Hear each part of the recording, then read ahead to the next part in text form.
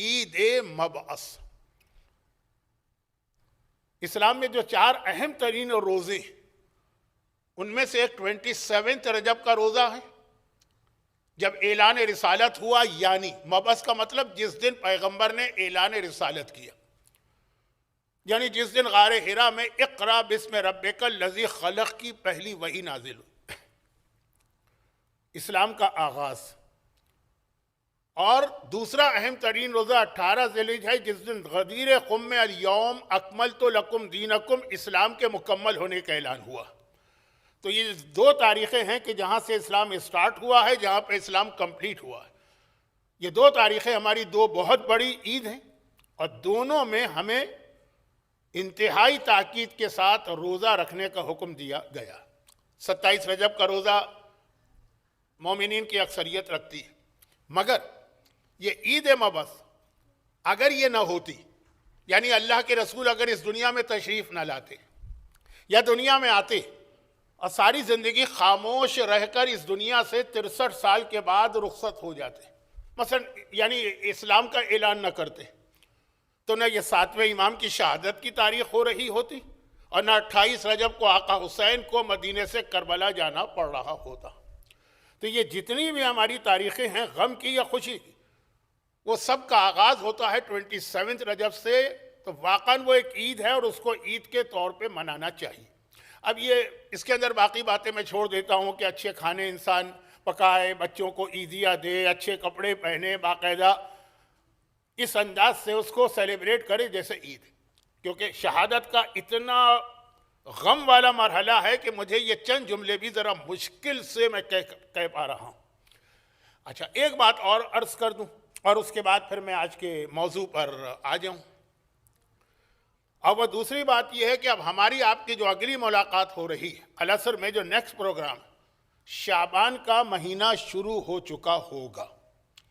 شعبان خود ایک بہت اہم مہینہ ہے، اور وہی جو عید مبعث سے ریلیٹڈ ایک حدیث میں اکثر پڑھتا ہوں کہ پیغمبر نے بار بار کہا کہ رمضان اللہ کا مہینہ ہے، شعبان میرا مہینہ، شعبان شہری، اور رجب اہل بیت کا مہینہ ہے۔ خالی یہ نہیں کہا، پھر کہا کہ جو میری فضیلت اس کائنات میں ہے وہ شعبان کی فضیلت باقی 11 مہینوں پر۔ تو پیغمبر نے اپنے رتبے، اپنے اسٹیٹس، اپنی فضیلت سے شعبان کے مہینے کو پہچانوایا۔ تو شعبان بھی ایک انتہائی اہم مہینہ ہے۔ اور شعبان نکلا کس سے؟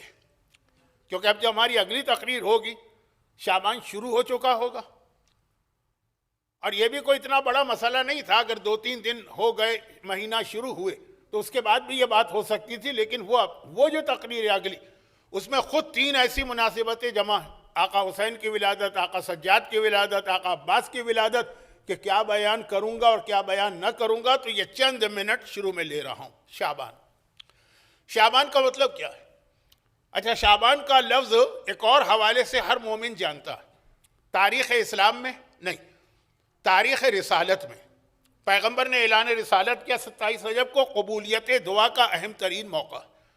آپ مفاتیح الجنہ میں جا کے دیکھ لیجئے گا کہ 27 رجب کی کتنی بڑی مخصوصی نجف کی ہے، کس طرح سے وہاں ناممکن کام ممکن ہوتے ہیں، عام آدمی بھی وہاں معجزے دکھا سکتا۔ 27 رجب شب معراج نہیں ہے، وہ شب مبعث ہے۔ لیکن جو ہمارے لیے آج ایک بہت بڑی عید ہے، اس وقت جب پیغمبر نے اعلان رسالت کیا، وہ ایک طرح سے مصائب کا، مصیبتوں کا ایک سلسلہ شروع ہوا، اور کتنے مظالم۔ تو ان مظالم کی پیک تھی شیب ابی طالب۔ ہر ایک نے سنا ہے شیب ابی طالب، وہی شیب سے شعبان نکلا۔ شیب کہتے ہیں 2 پہاڑیوں کے بیچ میں ایک ایسا راستہ جو آدمی کو پہاڑوں کے مشکل ترین، یہاں تو ہائیکنگ وائکنگ ایک بہرحال آدمی کی ایک ہابی ہوتی ہے، لیکن عام حالات میں پہاڑوں پہ چڑھنا، پہاڑ کو کراس کرنا، پہاڑ کے دوسری طرف جانا بہت مشکل کام ہے۔ تو ان کے درمیان جو ایک راستہ ہوتا ہے جو آدمی کو پہاڑوں کے بیچ سے نکال کر پہاڑ کے دوسری جانب آرام دہ جگہ پہ پہنچاتا ہے، اس کو عربی میں شیب کہتے ہیں۔ شیب ابی طالب، شیب بنی عامر، کتنے شیب ہیں مکے کے اندر۔ شعبان اس مہینے کا نام ہے جو انسان کو مشکلات سے نکال کر آخرت کے راحت و آرام کے ماحول میں پہنچاتا۔ یہ معصوم کی حدیث ہے، مولا کا ارشاد ہے. جب مولا نے ایک دن نہیں، پہلی شعبان کو، جب مولا نے پہلی شعبان کو، اب ہماری جو نیکسٹ اسپیچ ہوگی انشاءاللہ اگر اس وقت تک میں زندہ رہا تو پہلی شعبان گزر چکی ہوگی، اس لیے یہ بیان کر رہا ہوں. مولا نے پہلی شعبان کو دیکھا کہ مسجد میں کچھ لوگ بیٹھے ہوئے ایک ایسے مسئلے پر بحث کر رہے ہیں جو اسلام کے مشکل ترین مسئلوں میں سے ایک ہے. نہج البلاغہ میں مولا نے یہ فرمایا، یہ بالکل نہج البلاغہ کا جو سیکنڈ پارٹ ہے نا، اس کی لاسٹ پیج پہ یہ حدیث، لاسٹ پیج پہ، سیکنڈ پارٹ کا لاسٹ پیج. خبردار اس مسئلے میں زیادہ بات نہ کرنا، کیونکہ بحر اللجی یہ اتنا گہرا سمندر ہے کہ پیر رکھو گے تو ڈوب جاؤ گے. اور آج جس امام کی شہادت کا دن ہے ان کا بھی ایک واقعہ اس سے ریلیٹڈ، اور وہ ابو حنیفہ سے ریلیٹڈ. اور یہ وہی ابو حنیفہ ہیں جو اسی مسئلے پر اس سے پہلے 7ویں امام کے والد 6ٹھے امام کے زمانے میں بہلول دانا سے بھی مناظرہ کر چکے ہیں. ایک ہی مسئلہ قضاء و قدر، یعنی جو کام ہم لوگ کرتے ہیں یہ اپنی مرضی سے کرتے ہیں یا اللہ کے حکم کے بغیر تو پتہ بھی نہیں ہلتا. اس لیے اگر ہم نے شراب بھی پی ہے تو وہ اللہ نے کہا ہوگا تبھی تو پی، یا اللہ نے لکھ دیا ہوگا ہماری قسمت میں یا ہمارے تقدیر میں. قضاء و قدر. مولا نے کہا بحر اللجی بہت ہی خطرناک سمندر ہے، قدم رکھو گے ڈوب جاؤ گے. اور پھر ایک دو واقعات جن کا میں نے حوالہ دیا وہ آگے چل کے اگر وقت بچا تو آ جائیں گے. مولا نے دیکھا لوگ اس پر ڈسکس کر رہے ہیں، مولا کو جلال آ گیا. یہ مفاتیح الجنہ میں روایت آپ کو پوری ملے گی، میں بہت شارٹ پڑھ رہا ہوں. مولا نے کہا واہ ہے تمہارے حال پر، آج پہلی شعبان کا دن، ان فضول باتوں کے لیے تم مسجد میں آ کے بیٹھے ہو، اس مسئلے پر بحث کر رہے ہو. آج کا دن تو وہ دن ہے کہ جس دن کے ذریعے سے انسان جنت کو خریدتا ہے اور آخرت میں راحت و آرام کا سامان کرتا. کیا تمہیں نہیں معلوم کہ جو آج کے دن روزہ رکھتا ہے، پہلی شعبان کا روزہ، یہ پہلی شعبان کا روزہ قیمت ہے جنت کی ذخرًا للقیامہ، اور ایک ذخیرہ اور ایک خزانہ ہے قیامت کے دن کا.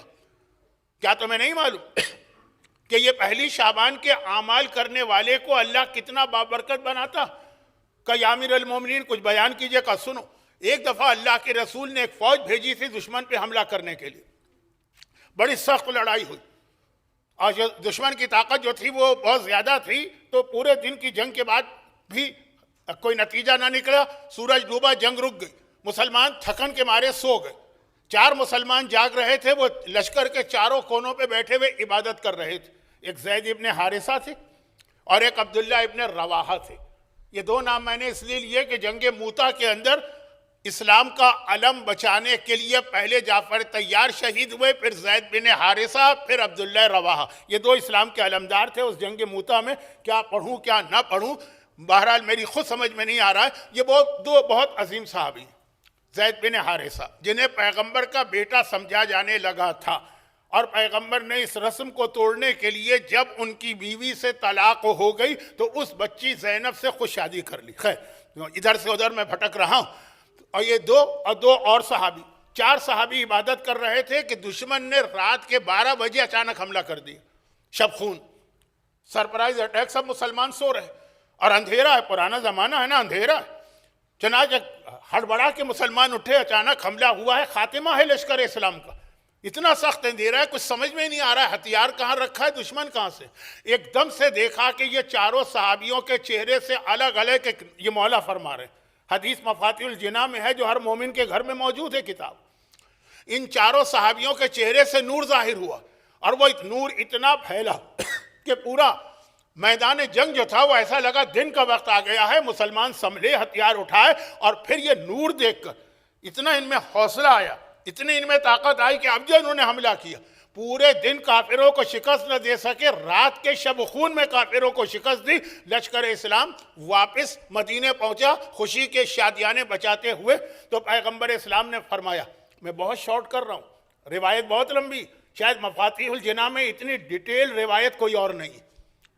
شاید 3 پیج کی ایک ہی روایت، ایک روایت 3 پیج کی ہے، پڑھ لیجیے گا آپ کو مزہ آئے گا. پہلی شعبان سے پہلے تو پیغمبر نے وہاں پہ یہ فرمایا کہ کیا تمہیں پتا ہے کہ یہ جو 4 تھے ان کے چہرے سے یہ نور اللہ نے کیوں جاری کیا، جس نے تمہاری مشکلات کو آسان کیا؟ کہا کہ یا رسول اللہ ہمیں نہیں معلوم. کہا کہ وہ پہلی شعبان کی رات تھی، یہ پہلی شعبان کے اعمال کر رہے تھے، ان اعمال کی برکتوں سے اللہ نے وہ نور ظاہر کیا جس نے دنیا کی مشکلات کو دور کیا ہے۔ دنیا کی مشکلات کم دور ہوتی ہیں، آخرت کی مشکلات زیادہ دور ہوتی ہیں اگر کوئی پہلی شعبان کے اعمال کرے۔ اس کے بعد پیغمبر کا وہ جملہ آتا، یہ 3 صفحے کی روایت، اور صفحہ بھی کون سا، A4 سائز کا۔ اس میں کیا باتیں، واقعاً یہ روایت پر ہی میں پورے 1 گھنٹے کی مجلس کراچی میں پڑھا کرتا تھا، کیونکہ وہاں تو ہمارے پاس بہت وقت ہوتا تھا، ہر موقع کی الگ مجلس ہوتی تھی، آج کی طرح تو نہیں نا کہ 3-4 چیزیں ایک مجلس میں جمع ہو جائیں۔ تو پیغمبر نے اس کے بعد پھر وہ جملہ ارشاد فرمایا جس کی تشریح مفاتی میں ضرور دیکھیے گا، آپ کو مزہ آئے گا۔ پیغمبر نے فرمایا کہ آج کی رات سے مطلب وہ رات نہیں جس دن لشکر یہاں پہنچا، جس دن رات کو اٹیک ہوا، کہا وہ پہلی شعبان کی رات تھی۔ اس پہلی شعبان کی رات کو آسمانوں کے 2 درخت اپنی شاخیں دنیا میں لٹکاتے، اور وہ ایسی شاخیں ہوتی ہیں جو دنیا میں مختلف آدمیوں کو اپنی جانب کھینچ لیتی ہیں، چپک جاتا ہے آدمی۔ میں نے سنا ہے کہ افریقہ میں کچھ جنگلوں میں کچھ ایسے پودے ہوتے ہیں جو اس طرح سے جانوروں کو کھینچ لیتے ہیں اور کھا لیتے ہیں۔ پیغمبر نے فرمایا یہ 2 درخت ہیں جو آسمانوں پر، اور وہ اپنی شاخ دنیا تک پہنچاتے ہیں، جو مختلف انسانوں کو اپنی جانب کھینچتے ہیں، اور جب یہ رات ختم ہوتی ہے تو یہ درخت جو ہیں وہ دوبارہ آسمان کی جانب جاتے ہیں اور ان لوگوں کو وہاں پہنچاتے ہیں۔ ایک درخت توبہ، ایک درخت زقوم۔ توبہ جنت کے درخت کا نام ہے، توبہ بہت سنا ہوگا آپ نے، توبہ جنت ہے، اور زقوم جو ہے جہنم کے اس درخت کا نام ہے جو پورا کانٹوں سے بھرا ہوا۔ کئی جگہ قرآن کریم میں شجرہ زقوم کا تذکرہ آیا ہے، کانٹوں۔ یہ 2، جنت اپنا درخت دنیا میں بھیجتی ہے، جہنم اپنا درخت دنیا میں بھیجتی ہے، اور اتنا بڑا ہے وہ کہ ساری دنیا میں وہ پھیل جاتا ہے اور لوگوں کو کھینچتا ہے اپنی جانب، لوگ اس سے چپک جاتے ہیں۔ اب جو توبہ سے چپک گیا تو توبہ واپس جنت میں جائے گا، توبہ کی وہ شاخ جنت میں جائے گی، جو زقوم سے چمٹ گیا وہ شاخ واپس جہنم میں جائے گی۔ پھر اللہ کے رسول نے یہ تشریح کی کہ جو جنت کا درخت دنیا میں اپنی شاخ کو اتارے گا، کون کون اس سے چمٹے گا، 15 آدمیوں کے نام لیے، آدمیوں کے نہیں، 15 کوالٹیز بتائی۔ کہا کہ جو شعبان میں اپنی ایک نماز بھی قضا نہ کرے وہ درخت توبہ سے چمک جاتا، جو شعبان میں روزے رکھے درخت زقوم سے چمٹ جاتا ہے۔ پورے 15 ہیں، اس کا وقت نہیں ہے میرے پاس، ٹائم میرے ہاتھ سے بھاگا جا رہا ہے۔ 2 بہت اہم موضوع ابھی باقی، بلکہ اصل موضوع ابھی باقی، اصل موضوع پہ تو بات ہی شروع نہیں ہوئی ہے۔ تو اب اس میں 15-16 کا پیغمبر نے تذکرہ کیا، لیکن اہم ترین شعبان کی سب سے بڑی عبادت سن لیجئے۔ یہ اس روایت میں بھی ہے جو 3 پیجز کے اوپر ہے، اور اس کے علاوہ بھی کئی روایتوں میں ہے جو آپ کو اسی مفاتی میں 1-2 روایت اور مل جائے گی۔ اہم ترین عبادت نماز تو ہے، روزہ تو ہے، لیکن نہیں، شعبان کی اہم ترین عبادت ہے اصلاح بین المومنین۔ یہ ہے کہ یہ درخت توبہ کھینچتا ہے اس مومن کو اپنے ساتھ، اپنی شاخ سے چمٹا کر اسے جنت میں لے جاتا ہے۔ وہ ہے جو باپ اور بیٹے میں مصالحت کرائے، اگر کوئی اونچ نیچ ہو گئی، یہ اختلاف ہو گیا، جو شوہر اور بیوی کے درمیان جھگڑے کو ختم کرائے۔ یہ جملے میرے نہیں ہیں، ایسا نہیں ہے کہ ایک جملہ پیغمبر نے کہا میں اس کی تشریح کر رہا ہوں، نہیں، یہ الفاظ پیغمبر کے۔ باپ اور بیٹے کے درمیان صلح کرائے، شوہر اور بیوی کے درمیان جھگڑے کو ختم کرائے، ہمسائے اور ہمسائے کے درمیان اگر کوئی ڈسپیوٹ ہے تو اس کو حل کرنے کی کوشش کرے، رشتہ داروں کے درمیان اگر اختلافات ہیں تو ان کو دور کرے۔ درخت توبہ خاص اس مومن کو اپنے ساتھ لیتا ہے۔ اس کے علاوہ باقی جو 14-15 ہیں وہ آپ پڑھ لیجئے گا، میں پڑھ تو سکتا ہوں لیکن پھر آج کا موضوع رہ جائے گا جس کی مجھے آپ حضرات سے نہیں، امام معصوم سے شرمندگی ہوگی کہ ان کی شہادت کی رات ہے اور ان کا ذکر نہ ہو پائے۔ اور پھر پیغمبر نے فرمایا دوسری طرف درخت زقوم ہے، بہت تیز میں پڑھ رہا ہوں کیونکہ وقت کم ہے، باتیں بہت زیادہ۔ جہنم کا درخت، کانٹوں دار درخت، جو قرآن میں کئی جگہ زقوم کا تذکرہ آیا، وہ دنیا میں اپنی شاخ لٹکاتا ہے اور پھر لوگ اس سے چمٹ جاتے ہیں۔ اور اس میں بھی پیغمبر نے فرمایا وہ 15 آدمی ہیں جو اس درخت سے چمٹتے ہیں۔ پہلا نام تو ہر جگہ وہی آتا ہے، جو بے نمازی، جو نماز کو اہمیت نہ دیتا۔ اس کے بعد پھر آیا کہ وہ آدمی جس کے پاس کوئی غریب مدد کے لیے پہنچا اور یہ اس کی مدد کر سکتا۔ اچھا، غریب کی مدد کرو، یہ اسلام کا ایک عام حکم ہے، بہت اہم حکم ہے۔ اس روایت میں جتنی ڈیٹیل کے ساتھ پیغمبر نے سمجھایا ہے شاید کسی اور روایت میں نہیں سمجھایا ہو، پورے مسئلے کو حل کیا۔ کوئی غریب تمہارے پاس مدد کے لیے پہنچے اور تمہیں پتہ چلے کہ یہ واقعاً غریب ہے. بہت کم روایتوں میں یہ لفظ آتا ہے کہ تمہیں پتہ چلے کہ غریب ہے، یعنی کوئی فراڈ نہیں کر رہا، اور تم اس حیثیت میں ہو کہ اس کی مدد کر سکتے ہو. اور اگر تم اس کی مدد نہ کرو تو اسے نقصان پہنچے گا، اور تم مدد کرو تو تمہیں کوئی نقصان نہیں ہے. اب دیکھیں کتنی شرطیں آ گئی کہ بھئی یہ غریب آ گیا ہے، واقعاً مدد کا محتاج ہے، لیکن اگر ہم اس کی مدد کرنے جائیں کچھ ہمیں پرابلم ہو جائیں گی. اتنی ڈیٹیل کسی روایت میں آپ کو نہیں ملے گی ایک جگہ پر جتنا اس درخت کے حوالے. پیغمبر نے کہا یہ درخت اس کو چمٹا لیتا ہے، گانا بجانے والے یہ درخت ان کو چمٹا لیتا. تو خیر پوری روایت آپ مفاتی میں پڑھ لیجئے گا، وہ آپ کے گھر میں بھی ہوگی اور انٹرنیٹ پہ PDF کے اندر بھی موجود ہے. تو خلاصہ یہ پیغمبر نے فرمایا یہ درخت بھی پوری پہلی شعبان کی پوری رات دنیا میں لٹکا رہتا اور فجر کے قریب اٹھتا ہے، واپس جہنم میں جاتا. جو اسے چمٹ گئے وہ جہنم میں پہنچے. یہ پیغمبر نے ارشاد فرمایا. پھر پیغمبر نے ایک بار آسمان کی جانب دیکھا، پیغمبر کے چہرے پہ خوشی کے آثار طاری ہوئے. اور پھر پیغمبر نے ایک بار زمین کی طرف دیکھا، پیغمبر کے چہرے پہ ناراضگی کے آثار طاری ہوئے. یہ روایت کے آخری جملے پڑھ رہا ہوں پوری روایت کو چھوڑتے ہوئے. اب یہ جو جنگ ہوئی تھی یہ مدینے کے بہت قریب ہوئی تھی. جنگ کب ہوئی ہے؟ پہلی شعبان کی رات کو. روایت کب ہے؟ پہلی شعبان کی سہ پہر کو، یعنی لشکر جنگ کر کے سہ پہر تک مدینے آ گئے. آسمان کو دیکھ کے پیغمبر ہنسے، زمین کو دیکھ کے پیغمبر روئے. یہ تو میں محاورتاً کہہ رہا ہوں نا کہ ہمارے یہاں کبھی کبھار ہوتا ہے کہ پہلے میں ہنسا پھر میں رویا. خیر تو پیغمبر خوش ہوئے، پھر پیغمبر ناراض ہوئے. یا رسول اللہ آپ خوش کیوں ہوئے؟ پیغمبر نے فرمایا کہ ابھی میں آسمان کو دیکھ رہا تھا تو وہ جو طوبہ جنت کا درخت ہے نا، وہ اپنی شاخوں میں بہت سارے صاحبان ایمان کو لے کے جنت میں لے جا رہا ہے. خاص طور پر میں نے زید بن حارثہ کو دیکھا. اور یا رسول اللہ آپ کے چہرے پہ ناراضگی اور غصہ کیوں آیا؟ کہا جب میں نے زمین کو دیکھا تو دیکھا کہ وہ جہنم کو جو درخت زقوم ہے اس کی شاخوں سے جو لوگ چمٹے ہیں وہ ان کو لے کے جہنم کی جانب جا رہا. باقی روایت آپ پڑھ لیجئے. تو یہ پہلی شعبان، کیونکہ میری اگلی تقریر اگر میں زندہ رہا تو پہلی شعبان کے بعد ہوگی، یہ دن آپ کا مس نہ ہو جائے، اس لیے میں نے یہ باتیں عرض کی ہیں. اب بہت ہی مختصر دو باتیں بس. تو پہلی شعبان کا اہم ترین عمل کیا ہے؟ جو یہ روایت، اس سے پہلے والی روایت، وہ ہے روزہ. اور روزے کے حوالے سے ہر آدمی جانتا بھی ہے، گرچہ آج کل کے سمر کے اندر اتنا لمبا روزہ رکھنا بہت مشکل ہوتا ہے. واجبات کا تصور کر کے ابھی سے ہم ڈرے جا رہے ہیں. یہ تو مستحبات میں، لیکن جن میں ہمت ہے، طاقت ہے. اور دوسرا یہ ہے کہ پہلی شعبان کی رات 12 رکعت ایک نماز ہے جس میں ہر دو رکعت کر کے پڑھی جائے گی، 6 نمازیں. ہر رکعت میں الحمد کے بعد 11 ٹائمز قل ہو اللہ کا سورہ. اچھا یہ تو ہے پہلی شعبان کا اہم ترین عمل. 2 ہی عمل ہے بلکہ کہیے ایک ہی عمل ہے. رات کا یہ عمل ہے، دن کا عمل روزہ. لیکن اگر یہ نہ کر سکے تو کم از کم پھر دوسری روایت پہ عمل کرے کہ جو 3 مسلسل راتیں، پہلی شعبان کی رات، دوسری رات، تیسری رات، 2 رکعت نماز پڑھے رات کے وقت. کسی وقت مغرب اور عشاء کے بیچ میں پڑھ لیجئے گا، عشاء کے بعد پڑھ لیجئے گا، جس میں الحمد کے بعد 11 ٹائمز قل ہو اللہ کا سورہ پڑھنا ہے. اصل عمل تو پہلی رات کا ہے، اس میں 12 رکعت ہے.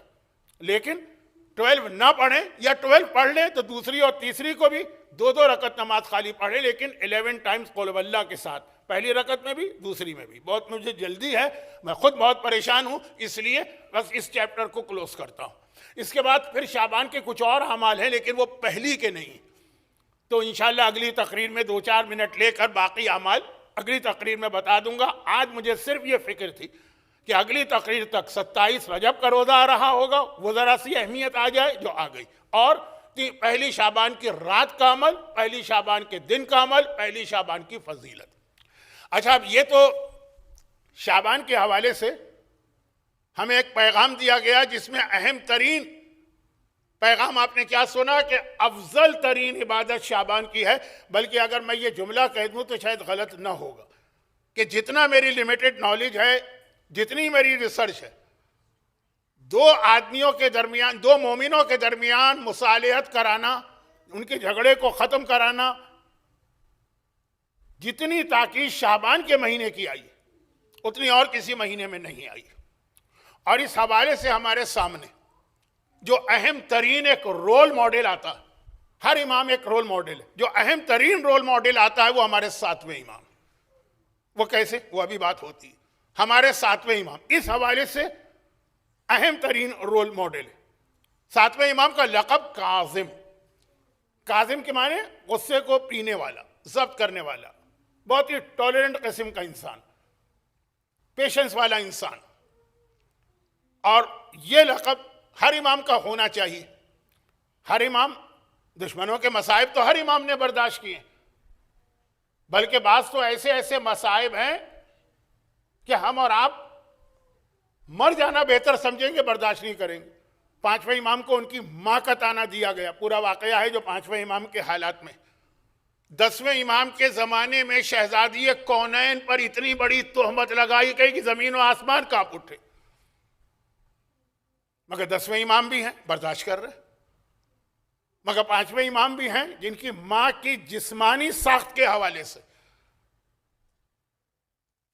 بہت بےہودگی اور بدتمیزی، کیا کہتے ہیں انگریزی میں، بلو دا بیلٹ نہیں، اس سے بھی بدتر کوئی لفظ امام برداشت کر رہے امام کے سامنے، کیونکہ اس سے بڑے بڑے مصائب بھی برداشت کیا اور یہ خود بہت بڑی مصیبت. ساتویں امام کو کاظم کیوں کہتے ہیں؟ کاظم تو یہ سب ہوئے نہیں، فرق ہے. باقی معصومین کے اوپر جو مظالم آ رہے ہیں وہ دشمنوں اور غیروں کی جانب سے آ رہے ہیں اور امام برداشت کر رہے ہیں. ساتواں امام وہ امام معصوم ہے جس نے جتنا دشمنوں کے مصائب کو برداشت کیا اس سے زیادہ اپنے قریبی کی، بلکہ دشمنوں نے مصائب تو بعد میں ڈھائے، پہلے تو اپنے گھر والوں نے، گھر والے ایسے کہ جن سے آدمی توقع ہی نہیں کر سکتا.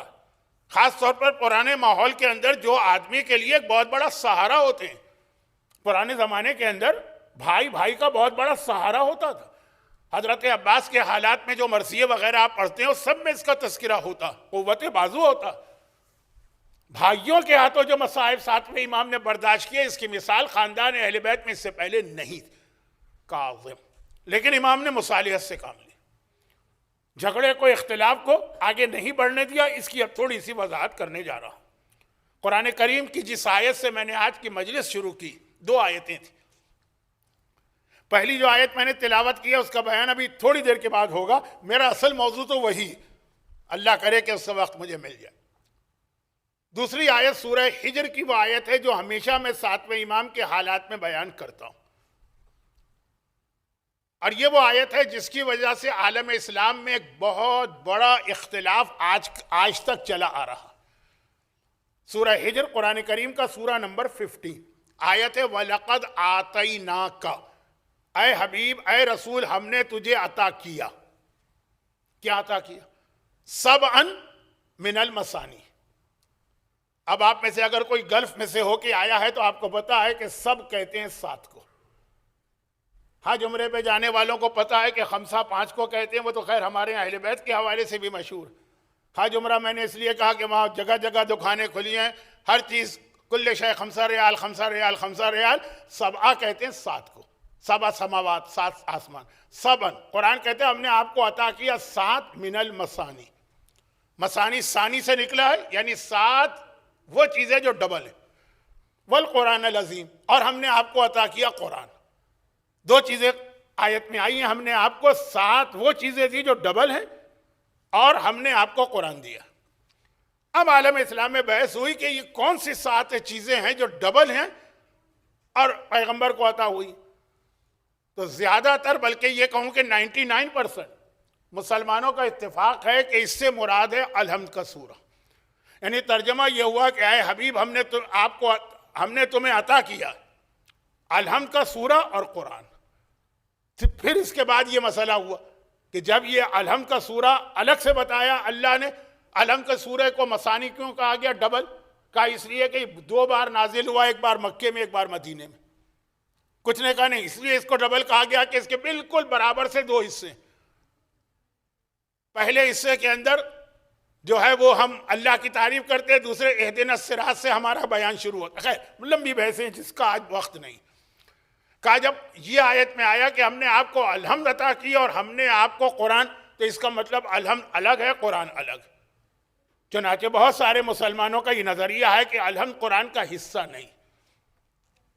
یہی وجہ ہے کہ پہلے پارے کا نام الف لام میم ہے، جبکہ ہونا چاہیے تھا الحمدو، کیونکہ ہر پارے کا نام اس کے پہلے لفظ پر رکھا گیا۔ خیر، اب یہ بحثوں کا اس وقت موقع نہیں، لیکن ہمارے یہاں معصوم کی روایت ہے کہ سبعن من المثانی سے مراد ہم اہل بیت ہیں۔ یہ آیت حدیث ثقلین کو بیان کر رہی ہے۔ اے حبیب، ہم نے تمہیں دو چیزیں عطا کی، دو چیزیں قرآن نے کہا عطا کی ہیں، اور اللہ کا رسول جب دنیا سے گیا تو کہہ کر گیا انی تارکم فیکم الثقلین کتاب اللہ و عطرتی، جو دو چیزیں مجھے دی گئی ہیں وہ میں تمہارے درمیان چھوڑ کے جا رہا ہوں، ایک اللہ کی کتاب اور ایک اہل بیت۔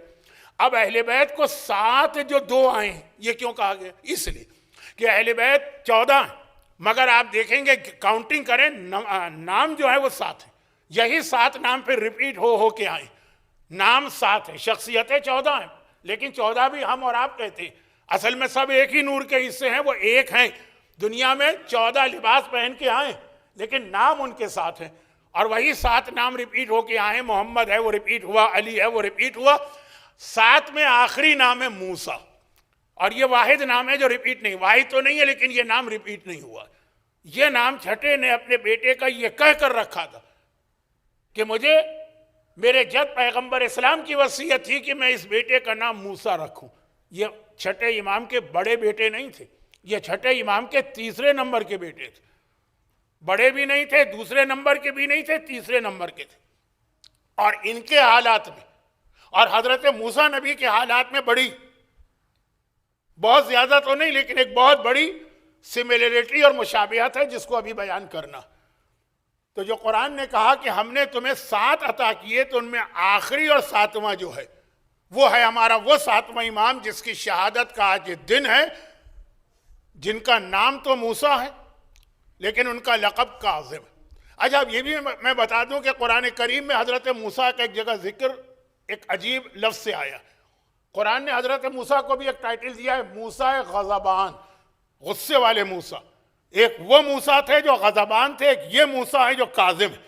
وہ نبوت کی منزل تھی، یہ امامت کی منزل ہے جو نبوت سے بڑی ہوتی، لیکن ان کا مشہور ترین لقب ہے باب الحوائج، ہر ایک جانتا۔ اب باب الحوائج کے حوالے سے ایک دو باتیں کہہ کر 7ویں امام کے حالات میں ایک دو باتیں کہوں، اور اس کے بعد ایک ہی ٹائم نکلا جا رہا ہے۔ 7ویں امام نام ہے موسیٰ، مشہور لقب ہے کاظم، لیکن اس کے ساتھ ساتھ دوسرا مشہور لقب ہے باب الحوائج۔ 7ویں امام کاظمین میں دفن ہیں، لیکن اکیلے نہیں، بالکل ان سے ملے ہوئے ان کے پوتے 9ویں امام ہیں۔ یہ لفظ میں نے کیوں کہا؟ اگرچہ ہر معصوم آپ کی ہر حاجت کو پورا کروا سکتا، لیکن بعض خصوصیات روایتوں میں آ گئی کہ یہ اس امام کے حوالے سے مانگو گے تو زیادہ جلدی قبول ہوگی۔ اس کا مطلب یہ نہیں ہے کہ یہ حاجت آپ دوسرے امام سے نہیں مانگ سکتے۔ رزق کے حوالے سے 7ویں کا ذکر نہیں ہے، وہ 9ویں کا ہے، جو بالکل اپنے دادا کے ساتھ دفن ہے کاظمین کے اندر۔ جو لوگ زیارت کر کے آئے ان کی آنکھوں کے سامنے تو منظر آ رہا ہوگا اس زری کا کہ جس میں 7ویں ہیں اور 9ویں ایک ہی زری میں۔ 7ویں امام کے بارے میں یہ ہے کہ باب الحوائج، ہر حاجت پوری ہوتی ہے، لیکن بیماری، مرض، آج کل کینسر بہت زیادہ عام ہے، اس کے علاوہ جتنے مرض ہیں، لیکن اس میں بھی خاص ہے آنکھوں کی بینائی۔ بہت سارے واقعات بھی ہیں ہمارے پاس، لیکن ٹائم بالکل نہیں۔ ویسے ہر حاجت پوری ہوتی، لیکن جیسا کہ بعض معصومین کو اللہ نے مخصوص کر دیا بعض حاجتوں کے ساتھ 7ویں امام کی سب سے مشہور دعا، اب یہ تو ہے کہ جو دعا ہم امام سے مانگتے ہیں وہ میں نے بتائی، خود امام کے بارے میں ہے کہ دن اور رات میں کثرت کے ساتھ ایک دعا مانگا کرتے تھے، اللہم انی اسألک الراحۃ عند الموت والعفو عند الحساب۔ یہ امام معصوم، اور چونکہ 14 سال جس قید میں گزرے ہیں اس قید میں ذکر خدا ہر وقت زبان پہ رہتا ہے۔ دیکھیں ایک ایک دعا میں کتنے بڑے بڑے میسج ہیں۔ ہم اور آپ تو بڑے بڑے گناہ کر کے بھی اتنی بے فکری سے گھومتے ہیں۔ امام فرما رہے ہیں اللہم انی اسألک الراحہ، اے خدا میں تجھ سے سوال کرتا ہوں جب موت کا وقت آ جائے تو راحت و آرام، جو عذاب ہے روح نکلنے کا وہ میں بیان کیا کرتا تھا جس کی وجہ سے میں کتنا بدنام ہو گیا، والعفو عند الحساب، اور جب حساب کتاب کا مرحلہ آئے تو مجھے معافی عطا کرنا۔ مشہور واقعہ ہے، میں نے 2 دفعہ اس العصر کے منبر پہ پچھلے سالوں میں پڑھا، اس لیے واقعہ نہیں پڑھ رہا ہوں، صرف ایک جملہ اس واقعے کا بتا رہا ہوں۔ بغداد، 7ویں امام کے زمانے میں بغداد جو تھا وہ عروس البلاد کہلاتا تھا، دنیا کا سب سے بہترین شہر، دنیا بھر کی دولت مرکز ہے بغداد۔ آج بھی دنیا کے کسی شہر کی ہم اس سے مثال نہیں دے سکتے، کمپیئر نہیں کر سکتے۔ نہ ٹوکیو کچھ بیچتا ہے اس زمانے کے بغداد کے سامنے، نہ نیو یارک کی کوئی حیثیت ہے، نہ پیرس کی کوئی حیثیت ہے جو بغداد تھا۔ چنانچہ جب دولت آتی ہے تو آدمی کا دماغ تو خراب ہوتا ہے۔ بغداد گناہوں کا مرکز بن گیا، اگرچہ وہ جو حدیث آئی ہے کہ آخری زمانے کی اہم ترین پہچان یہ ہے کہ بغداد تباہ ہوگا، وہ گناہوں کی وجہ سے نہیں، وہ تو اس لیے ہے کہ بغداد جب بنایا گیا تو سادات کے خون سے بنایا گیا۔ کیا پڑھوں کیا نہ پڑھوں، باتیں ذہن میں آ رہی ہیں، سب کھچ پچ ہو رہی ہیں۔ خیر، خلاصہ یہ کہ بغداد 7ویں امام، نہ اذان ہو رہی ہے، نماز مغرب کا وقت ہے، تیزی سے گزر رہے ہیں گلی سے، گلی میں جس کا گھر تھا مین ڈور تو اس کا سامنے مین روڈ پر تھا، پیچھے وہ دروازہ تھا جو اکثر ٹریش اور کچرا اور کوڑا وغیرہ پھینکنے کے لیے بنایا جاتا۔ ایک کنیز گھر کا کوڑا پھینکنے کے لیے باہر نکلی، دروازہ کھلا تو اندر سے شرابیوں کے قہقہے، ڈانسنگ گرل کے ڈانس، گانا گانے والے سنگرز کے گانے کی آواز، یہی سب تو ہوتا ہے۔ وہ آواز آئی، ادھر اذان ادھر یہ آواز ہے۔ امام نے ایک مرتبہ کنیز سے پوچھا گھر کس کا ہے؟ وہ حیرت زدہ رہ گئے۔ اے شخص تو اجنبی لگ رہا ہے، تجھے نہیں پتا یہ گھر کس کا ہے؟ یہ گھر بشر کا ہے۔ یعنی بشر کون ہے؟ اس زمانے کا، دولت کے اعتبار سے بات کر رہا ہوں، کیا ایلون مسک یا یہ کہ مثلاً بل گیٹس، سب سے زیادہ پیسے والا آدمی بغداد کا، تجھے نہیں پتا یہ گھر کس کا؟ یہ بشر کا ہے جو بغداد کا سب سے پیسے والا آدمی تھا۔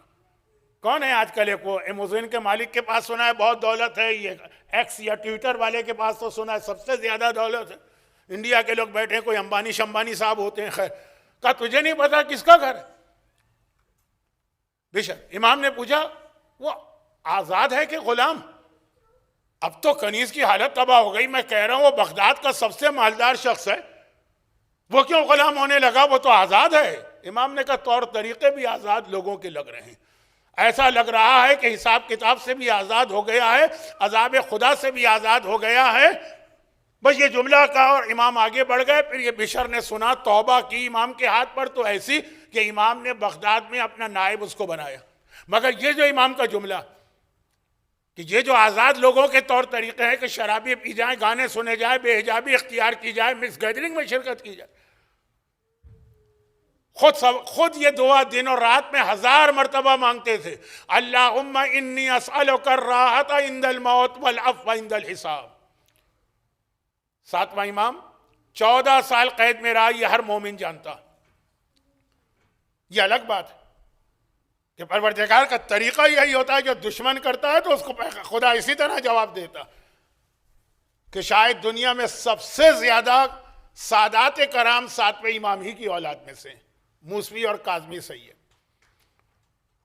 کم سے کم 30 اولادیں 7ویں امام کی لکھی گئیں، بعض روایتوں میں 37 جو زیادہ معتبر اور بعض میں 60، جن میں 8ویں امام کا نام ہے، معصومہ قم کا نام ہے، شیراز میں جو شاہ چراغ ہیں ان کا نام ہے، جناب حمزہ کا نام ہے، بہت عظیم شخصیت ہے جو تہران میں شاہ عبدالعظیم کی قبر کے ساتھ جن کی قبر ہے حمزہ جو امام زادے، قاسم حلہ میں جو اہم ترین قبر ہے جناب قاسم۔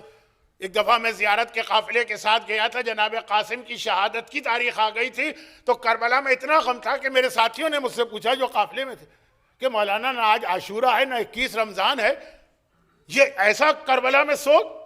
جب میں نے کہا جناب قاسم کون؟ قاسم 7ویں امام کے بیٹے، تو لوگوں نے کہا ہم کو تو پتہ ہی نہیں ہے کون تھے، لیکن اتنا زیادہ ان کا غم منایا جاتا ہے۔ اور محمد عابد ہیں جن کے بیٹے ابراہیم مجاب کربلا محلہ میں آقا حسین کی زری کے برابر والے کوریڈور میں دفن ہیں، 7ویں امام کی اولادیں، مگر کس حالت میں کہ 14 سال ظالموں نے قید رکھا۔ اب یہاں پہ ایک سوال پیدا ہوتا ہے کہ 7واں امام یہ قید میں کیوں گیا؟ وقت نہیں ہے کہ میں تشریح کروں، ایک اہم مسئلے کی طرف آپ کی توجہ مبذول کرانا ہے، اور وہ مسئلہ کیا ہے کہ ساتویں امام، میں نے جو جملہ بیچ میں کہا تھا اس کو پورا کرنا۔ ساتویں امام کی امامت میں سب سے بڑا مسئلہ یہ ہوا کہ ساتویں امام کے اپنے بھائیوں نے ان کو امام ماننے سے انکار کر دیا۔ اچھا چلیں، یہ بھی ناقابل برداشت، لیکن اس سے بڑھ کر یہ کہ کہا اصل امام ہم ہیں، یہ ہمارا بھائی جھوٹا دعویٰ کر رہا ہے۔ دیکھیں یہ بات غیر کہے تب بھی ہم سے برداشت نہیں ہوتا ہے کہ امام معصوم پر جھوٹ کی تہمت باندھ، اور اگر چھٹے امام کا اپنا بیٹا، ساتویں امام کا اپنا بھائی اپنے بھائی کے بارے میں یہ کہے۔ اب اس وقت ہوا کیا کہ ساتویں امام نے یہ دیکھا کہ خاندان کا مسئلہ ہے، ڈسپیوٹ بڑھ جائے گا، ساتویں امام نے اپنی امامت کو 10 سال کے لیے چھپا لیا۔ 10 سال امامت کے کام کر رہے ہیں لیکن پبلک کے سامنے نہیں آ رہے۔ اچھا یہاں پہ 2-3 بہت اہم باتیں آپ تک پہنچانا تھی، وقت میرے ہاتھ سے نکلا جا رہا۔ ساتواں امام وہ امام ہے جو بنو عباس کی حکومت قائم ہونے کے بعد پہلا امام بنا۔ بنو عباس اہل بیت کا نام کا نعرہ لگا کے حکومت میں آئے تھے، تو وہ ساتویں امام وہ ڈھونڈ رہے تھے چھٹے کے بعد ساتواں ہے کون، کہ جب تک کہ اہل بیت کا خاتمہ نہیں کرو گے تمہارا یہ دعویٰ۔ بنو عباس نے پہلے ایک نعرہ لگایا کہ ہم آل محمد کو ان کا حق دلانا چاہتے ہیں۔ جب لوگوں نے ان کا ساتھ دے کے ان کو حکومت قائم کی، انہوں نے کہا ہم خود ہی آل محمد۔ لیکن اب مسئلہ یہ ہے کہ اگر جو حقیقی آل محمد ہے وہ دنیا کے سامنے آ گئے تو دنیا ادھر جائے گی۔ بنو عباس ڈھونڈ رہے تھے کہ ساتواں ہے کون۔ چھٹے امام نے اپنے وارث کا نام بہت چھپا کے رکھا۔ بھئی جیسے آج آپ کا بچہ جانتا ہے ساتویں امام کون ہے، اس وقت یہ مسئلہ نہیں تھا۔ اب میں یہ ساری میری پوری تقریریں تھی جو آج مجھے کرنا تھی، وقت نکلا جا رہا ہے تو some thing is better than nothing, ایک جملہ کہہ دوں۔ آج ہمارے اور آپ کے لیے ایک بہت بڑا مسئلہ سامنے آنے والا ہے۔ اللہ طول عمر عطا کرے ہمارے موجودہ مراجع کو، لیکن موت تو ایک حقیقت ہے نا۔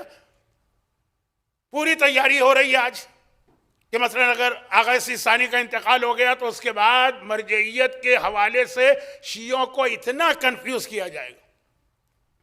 دیکھیں اسٹل ابھی بھی بہت سے مومنین کنفیوز ہیں، اگر میجورٹی نہ صحیح تو ایک خاصا ایک سائزیبل نمبر ہے کہ بھئی یہ 3 4 5 ہے، سمجھ میں نہیں آتا ہے، لیکن چلیں تو آغا سیستانی حالات نے اور اللہ کی کوئی تائید ہے کہ ان کو اتنی اسٹرانگ پرسنالٹی بنا دیا، لیکن پوری تیاری۔ آپ نے وہ زمانہ دیکھا نہیں ہے، لیکن جب آغا محسن حکیم کا انتقال ہوا تھا اس وقت بھی ہمارے ہاں انڈیا پاکستان میں ایک بہت بڑا کنفیوژن تھا، لیکن بہرحال پرانا زمانہ تھا، ویلیوز تھیں، علماء تھے، ان کی بات مانی جاتی تھی، مسئلہ حل ہوا۔ آپ اتنے کنفیوز ہوں گے کہ آپ میں سے اکثر لوگ جو تقلید کرتے آئے ہیں تقلید چھوڑ دیں گے۔ دیکھیے ایک سیدھی سادی بات، اب آنے والے زمانے میں مرجع کون ہوگا، آج تک شیعت میں اس کا فیصلہ ہوتا تھا علم پر، جس کا علم زیادہ وہ مرجع۔ آئندہ زمانے میں مرجعیت کا فیصلہ بھی سوشل میڈیا کرے گا، جس سے آج پوری دنیا کا نظام سوشل میڈیا چلا رہا۔ میں انڈیا پاکستان کی بات نہیں کر رہا، پوری دنیا الیکشن میں وہ جیتتا ہے جو سوشل میڈیا کو استعمال کرنے کا ہنر جانتا ہو، جنگوں میں وہ جیتتا ہے جو سوشل میڈیا کو استعمال کرنے کا ہنر جانتا ہو۔ ہر کام آج کل اسی سوشل میڈیا کے ذریعے ہوتا، چھوٹے کو بڑا بنانا، بڑے کا نام و نشان مٹا دینا، یہ آج کل سب سوشل میڈیا۔ مرجعیت کے حوالے سے بھی ہمارے بچے فیصلہ، ہمارا عقیدہ آج کل سوشل میڈیا بناتا ہے، جو اس کے اوپر عقیدہ آتا ہے وہ اس کثرت کے ساتھ آتا ہے۔ وہ جو ہٹلر کا وہ انفارمیشن منسٹر تھا گوئبلز، ہر بات کو اتنا، جھوٹی بات کو اتنا ریپیٹ کرو کہ لوگوں کے ذہن میں جا کے بیٹھ جائے۔ اب ہمارا مرجع کون بنائے گا؟ Social media. ایسا نام آئے گا، ایسے نام آئیں گے، جس طرح آپ جائیں گے یوٹیوب پہ جائیں گے، واٹس ایپ کے اوپر جائیں گے، فیس بک پہ جائیں گے، فلاں مرجع، اور جو اصلی مرجع وہ تو توجہ ہی نہیں دے گا ان چیزوں پہ۔ تو یہ جو ایک زمانہ آنے والا ہے، اس کے اندر واقعاً آپ دیکھیں گے لوگ اتنا کنفیوز ہوں گے، شاید میں زندہ بھی نہ رہوں اس وقت، لیکن آپ دیکھیے گا، میری بات یاد رکھیے گا۔ اچھا اب میں کہنا کیا چاہ رہا ہوں، مرجعیت میں اگر آپ غلطی کر گئے، فرض کیجئے کہ جس کی تقلید کرنا تھی جو مرجع تھا، کسی بھی وجہ سے صحیح آپ دھوکہ کھا گئے، اور غلط آدمی کی تقلید کر لی، تب بھی زیادہ سے زیادہ میکسیمم کیا ہوگا کہ آپ گناہ گار ہوں گے بس۔ لیکن جو معصومین کے زمانے کے شیعہ تھے ان کا پرابلم یہ نہیں تھا، ان کا پرابلم تھا ان کو یہ پتہ نہیں چلتا تھا کہ امام کون ہے۔ آج جیسا آپ سمجھ رہے ہیں کہ آپ کے بچوں کو 12 اماموں کے نام یاد ہیں، تو چھٹے امام کے زمانے کے ہر مومن کو 12 کے نام یاد تھے، چوتھے کے زمانے کے ہر مومن کو 12 کے نام یاد تھے، 8ویں کے زمانے کے ہر مومن کو 12 کے نام یاد تھے، ایسا نہیں ہوتا تھا۔ وہ بہت ہی مخصوص حدیثیں تھیں جو بہت ہی کم لوگوں کو بتائی گئی تھیں، جن میں پورے 12 کے نام تھے، باقی تو ہر امام اپنے بعد والے امام کا نام بتاتا تھا۔ لیکن چھٹے امام کے زمانے کا ماحول یہ تھا کہ چھٹے امام اپنے بعد والے امام کا نام بتا بھی نہیں سکتے۔ یہ نہیں سنا ہوگا آپ نے کہ عباسی خلیفہ ڈھونڈ رہے تھے، بھائی چھٹے امام شہید ہوئے نا، کس نے شہید کیا؟ منصور نے۔ تو پہلا آرڈر منصور نے کیا دیا؟ پہلا آرڈر حاکم مدینہ کو لکھا نا کہ بھائی یہ تو ہم نے ان کو شہید کر دیا، اب ان کے بعد جو ان کا وارث و جانشین ہے نا اس کا نام مجھے بتاؤ اور اس کو بھی شہید کرو۔ چھٹے امام کی آخری وصیت کھولی گئی پبلک کے سامنے، اس میں 5 نام تھے کہ میں اپنے بعد اپنی تمام پراپرٹیز اور جائیداد کا نگران جو ہے 5 آدمیوں کو بناتا ہوں۔ نمبر 1 منصور، وہی ظالم منصور۔ نمبر 2 سلیمان جو گورنر مدینہ ہے، جس نے منصور کے حکم سے چھٹے امام کو زہر دیا۔ اور نمبر 3 عبداللہ افطہ۔ نمبر 4 اپنی بیوی ام حمیدہ۔ نمبر 5 اپنے دوسرا بیٹا موسیٰ۔ عبداللہ پہلا بیٹا ہے، موسیٰ دوسرا بیٹا، 5 نام۔ گورنر نے مدینہ نے جواب لکھا کہ بھائی آپ نے کہا کہ چھٹے کے وارثوں کے نام لکھو اور ان کو شہید کرو، تو وہ ایک تو نہیں ہے، پہلا نام تو آپ ہی کا لکھا ہوا۔ تب گھبرا کے اس نے کہا اچھا چلو چھوڑو، فی الحال اس مسئلے کو نظر انداز کرو، دیکھو ان 5 میں سے پھر اصلی وارث کون بنتا۔ اپنے بارے میں تو پتا ہے، اپنے گورنر کے بارے میں پتا۔ اب یہ 5 نام کسی اور معصوم نے اس طرح دیے ہیں جس میں ایک ظالم کا نام، 2 ظالموں کے نام بھی ہو۔ یہ اس لیے کہ 7ویں امام کی تلاش تھی۔ کیا تلاش تھی؟ چھٹے کے بعد امام کون۔ اس زمانے کے مومنین کا مسئلہ یہ تھا کہ وہ دھوکہ کھا جاتے تھے، امامت میں غلط کی امامت کرتے تھے، غلط کی تقلید کر لے تو گناہ گار ہوں گے لیکن آخرت تباہ نہیں ہوگی، لیکن غلط کو امام مان لیں گے تو آخرت تباہ۔ اللہ نے ہمیں اور آپ کو اس امتحان سے بچایا ہوا۔ اب یہاں پہ وقت بہت تیزی سے میرے ہاتھ سے نکل گیا، اس لیے آخری بات کر کے اس آخری بات پہ مجھے آدھا گھنٹہ لینا تھا لیکن اتنا ٹائم نہیں۔ اب آخری بات کیا ہے؟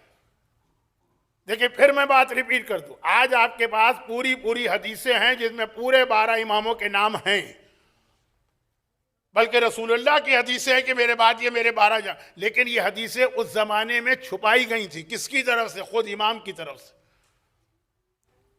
یہی غیبت کا فلسفہ یہی ہے۔ اس وقت حدیثیں چھپائی گئی تھی، آج اللہ نے خود امام کو چھپایا۔ تو اس وقت حدیثیں بہت خاص لوگوں کو بتایا جاتا تھا۔ یہ میں کس کی بات کر رہا ہوں؟ یہ میں 8ویں امام کی بات کر رہا ہوں، یہ میں 10ویں کی بات کر رہا ہوں۔ 7ویں کا مسئلہ تو اور زیادہ سخت تھا، ان کا تو نام بھی نہیں آنے پا رہے۔ اور خاص حدیثوں میں بھی چھٹے امام کے بعد ان کے قریبی صحابی پریشان ہیں، کون ہے ہمارا 7واں امام؟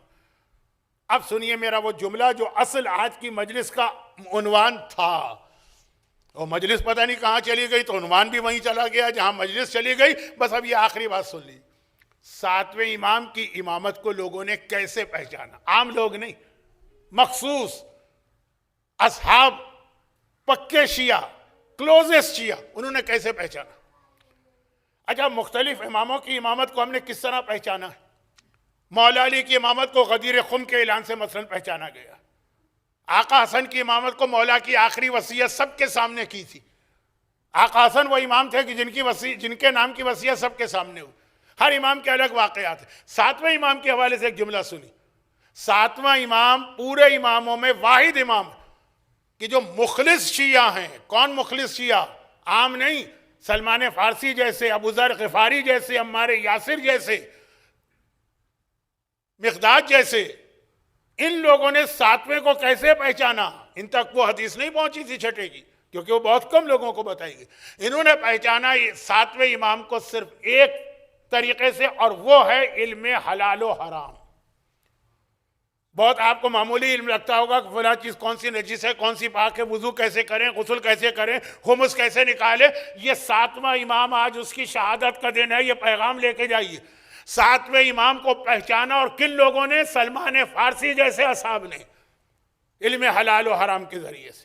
اب آئیے پہلے تو یہاں ایک حدیث چھٹے کی نقل کر دوں، اس کے بعد پھر یہ جو جملہ میں نے کہا اس کی وضاحت، جتنا وقت میرے پاس۔ میں نے آج کی مجلس جب شروع کی تھی بہت کم لوگ تھے، کون سی آیت پہلے پڑھی تھی؟ یہ سات، ہم نے تمہیں 7 چیزیں عطا کی، وہ دوسری تھی۔ پہلی آیت تھی قُلْ لَا أَسْأَلُكُمْ عَلَيْهِ أَجْرًا إِلَّا الْمَوَدَّةَ فِي الْقُرْبَى۔ آئے حبیب، ان لوگوں سے کہہ دو میری رسالت کا اجر دینا ہے تو قربہ سے مودت کرو۔ مودت، ٹھیک ہے نا؟ ہماری آپ کی ذمہ داری کیا ہے؟ ہم مودت کریں۔ یہ لفظ امام کی زبان پہ بھی آیا، ہم کہتے ہیں ہم مودت کرتے ہیں اہل بیت سے۔ چھٹے امام کی زبان پہ لفظ آیا ہے کہ میں مودت کرتا ہوں۔ کس چیز؟ کس چیز؟ ہم تو مودت کرتے ہیں اہل بیت سے نا، قربہ سے۔ وہاں سے کیا جواب آ رہا ہے؟ اصول کافی، حدیث کی ہماری سب سے مشہور کتاب، اس کا پہلا چیپٹر ہے کتاب العقل، عقل کی حدیث ہے۔ نمبر 2 ہے کتاب العلم، علم کی حدیث، اس کی 8ویں حدیث۔ اصول کافی کے اندر چیپٹرز ہیں، چیپٹر نمبر 2 کتاب العلم، حدیث نمبر 8، جو اس کی سند ہے، اس سے معتبر سند ہو نہیں سکتی۔ محمد ابن اسماعیل جیسا صحابی، فضل ابن شازان جیسے صحابی سے نقل کر رہا، کیا کیا نام میں لے رہا ہوں۔ فضل ابن شازان ابن ابی عمیر سے نقل کرتے ہیں، کیا کہنا ابن ابی عمیر کا۔ وہ جمیل تراج سے نقل کرتے ہیں جو 15 اہم ترین اصحاب میں شامل۔ وہ ابان ابن تغلب سے نقل کرتے ہیں جن کو دیکھ کے 5ویں نے کہا تھا ابان مسجد میں بیٹھ کے لوگوں کو فتویٰ دیا کرو، جب تم فتویٰ دیتے ہو ہمارا دل خوش ہو جاتا ہے۔ یہ ایک سے ایک جتنے میں نے نام لیے ہمارے اہم ترین یہ راوی، جن میں محمد بن ابن اسماعیل 11ویں امام کے زمانے کے، فضل ابن شازان 10ویں امام اور 8ویں امام کے صحابی ہیں، وہ نقل کرتے ابن ابی عمیر سے جو 7ویں امام کے زمانے کے ہیں، وہ جمیل دراج سے جو 6ٹھے امام کے ہیں، وہ ابان ابن تغلب سے۔ کیا نقل کرتے ہیں؟ 6ٹھے امام کے جملے سنیے، لَوَدَتْتُ وَدَّا یودو مودتاً، ایک لفظ ہے مودت، مجھے مودت اس بات سے ہے۔ امام کی مودت سنیے، اصول کافی کا حوالہ دیا، اردو میں بھی ہے، انگلش میں بھی ہے، فارسی میں بھی ہے، عربی میں بھی ہے، فرینچ میں بھی ہے۔ مجھے، اور 8ویں حدیث ہے، حدیث نمبر 8، چیپٹر نمبر 2 کی 8ویں حدیث، آپ کو زیادہ ٹٹولنے کی ضرورت نہیں۔ لَوَدَتْ، تو مجھے مودت ہے کہ اَنَّ اصحابی ضُرِبَتْ رُؤُوسُهُمْ بِالسِّیَاط، میرے اصحاب کے سروں پہ کوڑے مارے جائیں، یہ مجھے پسند ہے، مجھے مودت ہے۔ امام فرماتے ہیں مجھے مودت ہے، کیوں؟ لِيَتَفَقَّهُوا، تاکہ وہ علم فقہ، حلال و حرام کا علم حاصل کرے۔ ہمیں مودت ہے اہل بیت سے، اہل بیت کو مودت ہے کہ ہمارے سروں پہ کوڑے مارے جائیں اگر ہم علم حلال و حرام عام حالات میں حاصل نہیں کر رہے۔ یہ تو 6ٹھے امام کی حدیث۔ اب آئیے 7واں امام۔ عام شیعہ پریشان، عام شیعہ نہیں، عام شیعہ تو وہی پریشان۔ 6ٹھے امام کے بڑے بڑے صحابی جن کے لیے مرحوم آیت اللہ خوئی نے جملہ لکھا کہ یہ پلر آف شیعت ہیں، حشام ابن سالم، ابو بصیر اسدی کوفی، مفضل ابن عمر، پلر ہے شیعت کے، پلر۔ مومن طاق، کتنے عظیم نام میں نے آپ کے سامنے لے لیے کہ اپنے زمانے کے سلمان و ابو ذر ہیں، یہ پریشان ہے۔ 6ٹھے امام کے بعد کہ اب 7واں امام کون ہے؟ 3 آدمیوں نے دعویٰ کیا ہے کہ ہم امام ہیں۔ پہلے کا تو شاید چھوڑ دیجئے، وقت نہیں۔ دوسرا عبداللہ افتاح، کہتے ہیں میں امام 6ٹھے کا بڑا بیٹا ہوں، بڑا بیٹا جب ہے تو چھوٹے کی امامت کہاں سے ہے؟ اب تیسرا ہمارے 7ویں امام۔ اب 7ویں امام اپنے آپ کو چھپائے ہوئے، لیکن یہ تو اتنے بڑے صحابی ہیں سلمان کے لیول کے، ان کو تو پتا ہے کہ یہ بھی ایک بیٹے ہیں۔ یہ لوگ گئے ایک ایک کے پاس، اب کیسے انہوں نے امتحان لیا، کیسے انہوں نے چیک کیا؟ چند شرعی مسائل پوچھے، پہلا فیل ہو گیا، جواب نہیں دے سکا۔ دوسرا عبداللہ افتاح فیل ہو گیا، جواب نہیں دے سکا۔ جب 7ویں امام کے پاس پہنچے، شرعی مسائل، کوئی معجزہ طلب نہیں کیا، کوئی کرامت طلب نہیں کی، کوئی قرآن کی آیت طلب نہیں کی، کوئی ان کے لیے کوئی حدیث طلب نہیں کی، چند مسائل۔ اور پھر یہ واپس آئے خوشی خوشی، گلے ملے، ایک دوسرے کو مبارکباد دی کہ ہم نے امام معصوم کو پہچان لیا۔ خالی ایک واقعہ نہیں. چل ایک بس مشہور واقعے کا حوالہ دے دوں, تھوڑا سا آپ کو شاید تھوڑا سا کچھ مسائل کا بھی مزہ آ جائے.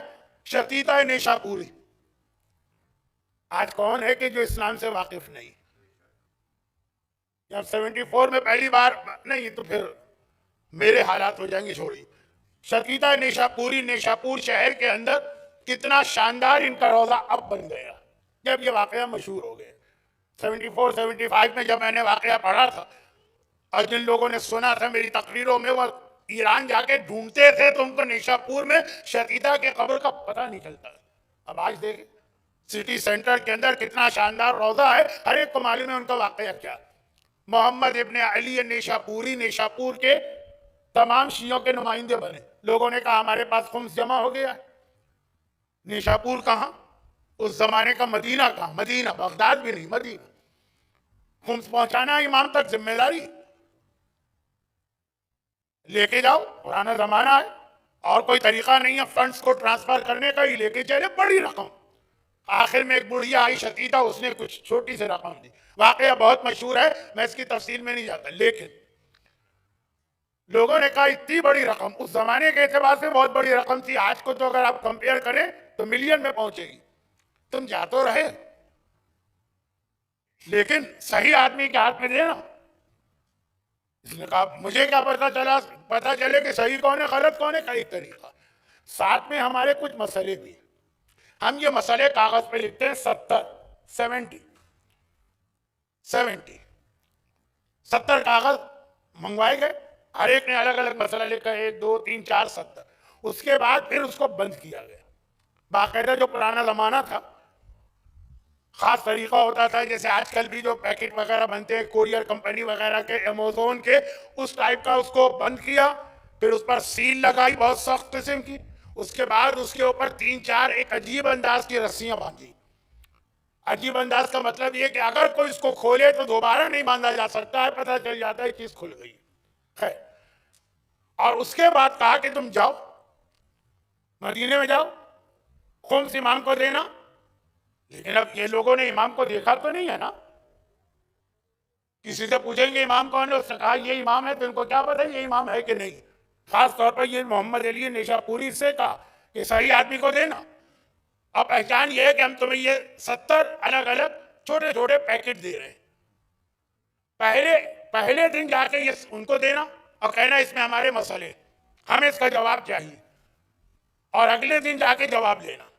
اگر وہ سارے کے سارے پیکٹ جو ہے نا وہ اسی طریقے سے بند ہوئے, اور کہیں سے بھی نہ وہ سیل ٹوٹے, نہ وہ رسی کھلے, نہ وہ پیکٹ پھٹا, بالکل اسی طرح مل جائے جیسے کہ دیتے وقت تھی, تو ان میں سے 5 کھول کے دیکھ لینا, صرف 5. اگر اس کے اوپر ہمارے سوال کا جواب لکھا ہو تو پھر سمجھ جانا یہ امام برحق ہے. پھر یہ ساری رقم اگلے دن ان کو دینا. وہ جو طریقے ہوتے ہیں, جیسے آج کل بھی کہیں کہیں دنیا میں ایک سلسلہ ہوتا ہے, بینک ٹرانسفر تو ہوتا ہے حوالہ ہنڈی. آپ نے یہاں کسی کو دی, وہ وہاں پہ دیکھا تو پھر بہت چیکنگ ہوتی ہے نا, کوئی کوڈ ورڈ طے ہوتا ہے, کوئی نمبر طے ہوتا ہے, وہ ساری چیزیں نا پرانے زمانے سے چلا آ رہا. پہلے یہ 70 میں سے 5 کوئی سے 5 رینڈم قسم کے اٹھا کے دیکھ لینا, اگر سب کا جواب لکھا ہے بغیر پیکٹ کھلے ہوئے. اب ان کا لمبا واقعہ ہے, وہ پورا واقعہ آپ نے سنا ہے کہ کہاں کہاں سے ہوتے ہوئے مدینے پہنچے. وہاں پہنچے تو یہی پرابلم. شیعوں سے پوچھا, عام لوگوں سے نہیں, کہ بھئی اب ساتویں امام کون ہے. لوگوں نے عبداللہ افتح کا نام بتایا. یہ وہاں گئے, وہاں جا کے جو ان کو دیکھا اور ان کی باتیں سنی تو وہ اتنی نانسنس باتیں تھیں. کہا کہ میں تو ان کا امتحان بھی نہیں لیتا یہ سوال دے کر, ہی تو باتوں سے لگ رہا ہے کہ امام نہیں ہو سکتا. اب میں کیا کروں. اب باہر آ گئے. اب یہ نئے آدمی ہیں شہر میں. وہ جو پرانا واقعہ تھا اس کے اندر وہ جو 5-6 شیعہ تھے, پلر آف شیعہ تھے, وہ جانتے تھے کہ ساتویں ایک ہیں موسیٰ, ایک بیٹے اور بھی ہیں چھٹے کے. ان کو تو کچھ نہیں پتا. ان کو لوگ امام کہہ رہے, باقی کون, یہ غلط, کنڈیم, کراس, اب کون امام پتہ ہی نہیں چل رہا. تو پھر ایک بوڑھا آدمی ملا, کہا کہ مجھے پتا ہے کہ تم کیوں پریشان ہو, آؤ میرے ساتھ, یہ واقعہ اتنا مشہور ہے کہ میں شارٹ کر رہا ہوں. یہ کہہ کے لے کے گئے ساتویں امام کے پاس. ملاقات ہوئی, ایک تو چہرہ دیکھ کر اطمینان ہو گیا, لیکن خالی چہرے سے اطمینان نہ کرنا, ایک بڑی ذمہ داری تھی. اپنا پیسہ نہیں ہے, دوسروں کا ہے. وہ 70 سوال امام کے حوالے کی. کل آؤں گا مولا، کل آؤں گا. اگلے دن آئے، امام نے وہ 70 پیکٹ اسی طرح دیا. اچھی طرح انہوں نے چیک کیا، کہیں سے بھی اس کے کھولے جانے کے کوئی کسی قسم کے کوئی سائن نہیں ہے، بالکل سیل بھی اسی طرح لگی. چنانچہ پھر انہوں نے وہ سیل کوئی 70 میں سے 5 اٹھا لی. پہلی سیل توڑی اور اس کے اندر دیکھا ایک مسئلہ لکھا تھا. ایک آدمی نے لکھا تھا کہ مولا میں نے منت مانی تھی کہ اگر میرا فلاں کام ہو گیا تو میں اپنے ایک قدیم غلام کو آزاد کروں گا. آدمی کے پاس غلام ہوتے ہیں، کچھ پرانے، کچھ نئے، کچھ ابھی خریدے، کچھ 10 سال پہلے. ایک قدیم غلام کو آزاد کروں گا، میرا کام ہو گیا. تو قدیم سے کیا مطلب ہے؟ میری سمجھ میں نہیں آ رہا. اس کے نیچے جواب لکھا تھا، قدیم سے مطلب ہے جو غلام تیرے پاس 6 مہینہ یا اس سے زیادہ. آخری جواب نہیں، آگے دلیل کا. اس لیے کہ سورہ یاسین میں خدا نے کہا وَالْقَمَرَ قَدَّرْنَاهُ مَنَازِلَ حَتَّى عَادَ كَالْعُرْجُونِ الْقَدِيمِ. چاند اپنا سفر طے کرتا ہے یہاں تک کہ وہ درخت کی شاخ کی طرح ہوتا ہے جو پرانی، جو قدیم شاخ ہو. امام نے لکھا تھا کہ کھجور کے درخت کی شاخ 6 مہینے کے بعد سوکھ کر ایسی ہوتی ہے جیسے پہلی رات کا چاند، ہلال، کریسنٹ.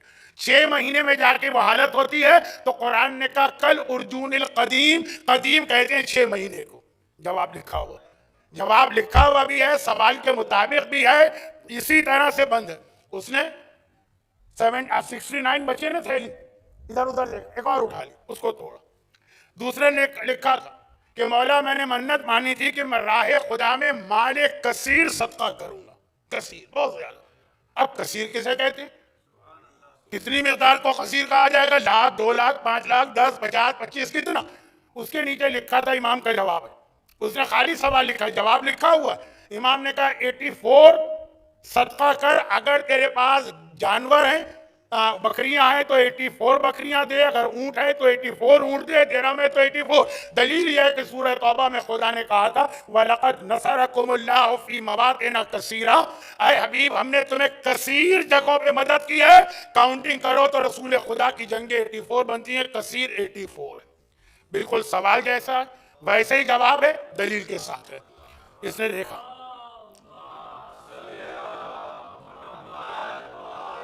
آپ نے غلط مجمع میں سلوات پڑھوا لی. خیر، اب آئیے تیسرا. اب وہ 68 بچے. ایک بار اس نے رینڈملی ایک اور اٹھا لی، اس کو توڑا. اس میں یہ لکھا تھا کہ پہلے زمانے میں یہ بہت ہوتا تھا، کپڑا بڑا قیمتی ہوتا ہے. تو جب کوئی میت دفن کی جاتی ہے تو لوگ جو چور ہوتے ہیں نا وہ قبر کھود کے کفن نکالتے ہیں. کفن بہت قیمتی ہوتا تھا. اب آج کل ٹیکسٹائل انڈسٹری کے بعد کوئی اہمیت نہ رہی. تو خیر، اس نے کہا کہ ایک آدمی نے ہمارے علاقے میں کفن چوری کے لیے قبر کھودی، کفن چوری کیا اور نکلتے نکلتے میت کا سر کاٹ لیا، سر بھی کاٹ لیا اس نے. اب کیا کیا جائے؟ اس کے نیچے جواب لکھا تھا. امام نے کہا کہ اس کا ہاتھ بھی کاٹا جائے گا اور اس کو 100 درہم، 100 دینار دیت دینا پڑے گی، کیونکہ اس نے حرز میں سے چوری کی ہے. جملہ یاد رکھی، اگر کوئی آدمی چوری کرے اور محفوظ جگہ سے چوری کرے تو ہاتھ کٹتا، کھلی جگہ سے چوری کرے ہاتھ نہیں کٹتا. آپ نے کوئی چیز اپنے گھر کے دروازے کے باہر رکھی اور کسی کام سے چلے گئے، کوئی اٹھا کے لے گیا، اس کا ہاتھ نہیں کٹے گا. ہاں، اندر گھر میں رکھ کے، سیف میں رکھ کے تالا لگایا تو ہاتھ کٹے گا. اگر آپ کی اوپر کی پاکٹ سے کسی نے چوری کی تو ہاتھ کٹے گا، اور اگر آپ کی پتلون کی پیچھے کی پاکٹ سے چوری کی تو ہاتھ نہیں کٹے گا. سزا ملے گی. چوروں کے لیے مجلس نہیں پڑھ رہا ہوں، سزا ملے گی، ہاتھ نہیں کٹے گا. کہا کہ وہ مالک کو بھی اپنے مال کی حفاظت کرنا ہے، اگر اس کی لاپرواہی ہے تو کچھ ذمہ داری اس پر بھی. تو کہا چونکہ قبر بند ہوتی، وہاں سے چوری کی ہے، اس لیے اس کا ہاتھ کٹے گا. اور میت جو ہے اس بچے کی طرح ہے جو ماں کے پیٹ میں ہے، ابھی اس میں روح نہیں آئی. بچے کے مرحلے ہوتے ہیں نا، قرآن نے بتایا پہلے جمع و خون ہے، اور اس کے بعد پہلے نطفہ ہے اسپرم، پھر جمع و خون ہے، پھر گوشت ہے، پھر ہڈیاں ہیں، پھر اس کے بعد کمپلیٹ ہوتا ہے بچہ، پھر روح پڑتی ہے. تو اگر بچے میں روح نہ پڑے، اس سے پہلے کوئی بچے کو مار دے تو 100 دینار ہے. میت بھی اسی طرح سے ہے کہ ابھی روح نہیں ہے، اس لیے 100 دینار ہے. یہ امام نے کہا ہاتھ کاٹو کیونکہ اس نے بند جگہ سے چوری کی ہے، اور 100 دینار دو کیونکہ بچے کی طرح سے ہے جو ماں کے پیٹ میں کمپلیٹ تو ہو گیا، ابھی روح نہیں نہیں پڑھی ہے. اب 3 جو اس نے پرچے دیکھے اس کو اطمینان ہو گیا اور پھر اس نے امام کو خمس دیا اور واپس آیا. تو اس نے بھی ایک بڑی امانت اس کے پاس ہے. امانت امامت کو پہچانا کیسے؟ انہی مسائل حلال و حرام کے ذریعے سے. چھٹا امام کہتا ہے مجھے مودت ہے میرے ماننے والے حلال و حرام کے مسئلے سیکھیں، چاہے اس کے لیے ان کے سروں پہ کوڑے مارنا پڑے. اور 7ویں امام کی امامت کا پیغام یہ کہ کوشش یہ کریں کہ جتنا زیادہ اپنی یہ نالج بڑھا سکیں. یہ جو آج کل یوٹیوب پر الٹے سیدھے کلپ چل رہے ہیں وہ اسی وجہ سے چل رہے ہیں کہ صاحبان ایمان کی اپنی معلومات بہت کم ہو کے رہ گئی. اور آخری بات سن لیجیے، آخری بات وہ یہ کہ آقا حسین 28 رجب کو جب کربلا سے چلے، موضوع وہی چل رہا ہے، 28 رجب کو جب آقا حسین کربلا سے چلے تھے تو آپ کو ایک عجیب بات نظر آئی. جگہ جگہ اپنی فوج کو کم کرتے جا رہے تھے، جگہ جگہ لوگوں کو واپس بھی کرتے جا رہے تھے، لیکن کچھ لوگوں کو بلا بھی رہے تھے. اہم ترین شخص جس کو بلایا گیا، ویسے تو کوفے میں بھی امام کا قاصد گیا، ویسے تو بصرہ میں بھی امام کا قاصد گیا، بلایا بھی گیا بھیجا بھی گیا. بھئی شب عاشور چراغ کھل کر کے بھیجا بھی گئے اور بلایا بھی گئے. اب جو بلایا گیا اس میں اہم ترین نام ہے حبیب ابن مظاہر کا. حبیب ابن مظاہر کو آقا حسین نے جو بلایا تو کیا کہہ کے بلایا؟ من الحسین ابن علی الی الرجل الفقیہ حبیب ابن مظاہر. یا علی کے بیٹے حسین کی جانب سے بلاوا ہے مظاہر کے بیٹے حبیب کو جو مرد فقیہ ہے. یہ نہیں لکھا کہ میں اس لیے بلا رہا ہوں کہ میرے نانا کا صحابی ہے، میرے بابا کا ساتھی ہے، میرے بچپنے کا دوست ہے، میرا صحابی ہے، اس لیے نہیں بلا رہا ہوں. معیار یہ نہیں ہے، معیار یہ ہے کہ رجل فقیہ ہے، علم دین جانتا ہے، حلال و حرام کے مسئلے جانتا ہے، اس لیے بلا رہا ہوں. تو آقا حسین نے بھی اپنے لشکر کا کرائیٹیریا یہ بنایا، 7ویں امام نے بھی اپنی امامت کا کرائیٹیریا یہ بنایا. اور اسی وجہ سے جب 7ویں امام نے اپنے چاہنے والوں کو اتنا تیار کر دیا تو اب 14 سال امام قید میں گئے مگر شیعت گمراہی سے محفوظ رہی. وہ پہلی غیبت تھی معصومین کی، پہلی غیبت. دوسری غیبت میں ہم اور آپ 14 سال قید میں رہے. اور کیسی قید؟ وہ قید خانے کی کیفیت جو آپ سنتے ہیں نا، دیواریں اتنی تنگ تھی کہ اگر کوئی زمین پہ لیٹنا چاہے تو پیر نہیں پھیلا سکتا. میں اکثر ایک جملہ کہتا ہوں، بہت سارے ٹارچر ایسے ہوتے کہ سننے میں ہمیں بڑے نہیں لگتے، لیکن جس پر گزرتی ہے اس سے پوچھا کرے. بھائی اگر آپ سنیں کسی کے کوڑے مارے گئے یہ ٹارچر بڑا لگتا، اگر آپ سنیں کہ کسی کی زبان کاٹ لی گئی یہ ٹارچر بڑا لگتا، اگر آپ یہ سنیں کہ کسی کے ہاتھ کاٹ دیے گئے بڑا ٹارچر لگتا. لیکن اگر یہ کہا جائے کہ 14 سال کو اس طرح زمین پہ لیٹا کے پیر نہیں پھیلا سکتا، آپ کو یہ کوئی عجیب بات نہیں لگے گی، لیکن 14 گھنٹے اس طرح لیٹ کے دیکھ لیجیے آپ، اندازہ ہو. شاید اتنی نیچے تھی کہ سیدھا کھڑے نہیں ہو سکتے، سر جھکا کے کھڑا ہونا پڑتا ہے. چند گھنٹے آپ اس طرح کھڑے ہو کے دیکھیں، آپ کو کوڑوں کی تکلیف کم لگے گی. اور پھر یہ کہ یہ تہہ خانہ یا قید خانہ زمین کے اتنا نیچے ہے کہ نہ تازہ ہوا یہاں پہنچتی ہے نہ سورج کی روشنی یہاں پہنچتی. اب کتنا چھوٹا ہو گیا یہ کمرہ جس کی دیواریں اتنی قریب ہیں، جس کی چھت اتنی نیچے. اس میں تو اگر ایک معمولی سی چیز بھی زمین پہ پڑی ہو تو نظر آ جائے، اتنا چھوٹا سا کمرہ. مگر جب ایک صحابی امام کسی طرح سے جوتو کر کے قید خانے تک پہنچا تو جو اس کا دوست تھا اس نے کہا کہ ایک روشن دان ہم نے بنایا ہے جہاں سے امام کو مانیٹر کرتے، میں تمہیں وہاں تک لے جا سکتا ہوں، قید خانے کے اندر نہیں لے جا سکتا. کہا وہیں سے مجھے زیارت کرا دو. اس نے دیکھا چھوٹا سا، یہ العصر کے ہال کی طرح نہیں، اتنا چھوٹا سا کمرہ، تو اسے امام نظر نہیں آیا. ایک مرتبہ غصے کے عالم میں اس سپاہی کی طرف مڑا کہ تم نے مجھ سے مذاق کیا کہ میرے امام کی زیارت کراؤ گے، یہاں تو کوئی بھی نہیں. کہا تمہارا امام ہے، غور سے دیکھو. کہا کون سا بڑا سا کمرہ ہے، چھوٹا سا کمرہ ہے، کچھ نظر نہیں آ رہا، بس زمین پہ ایک سفید کپڑا بچھا ہوا.